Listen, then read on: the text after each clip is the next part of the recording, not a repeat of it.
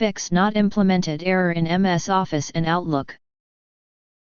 In this video I will show you few solution to fix the problem. Solution 1. Update the apps. Updating Office or Outlook might fix bugs and resolve the not implemented error in Windows.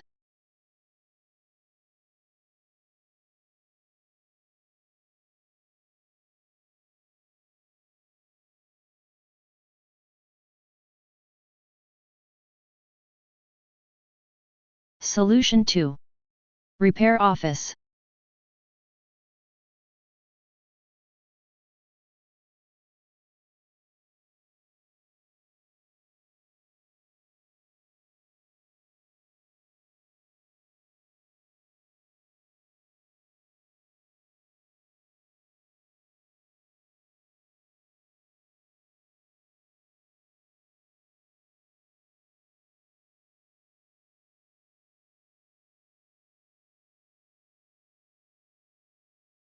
Solution 3.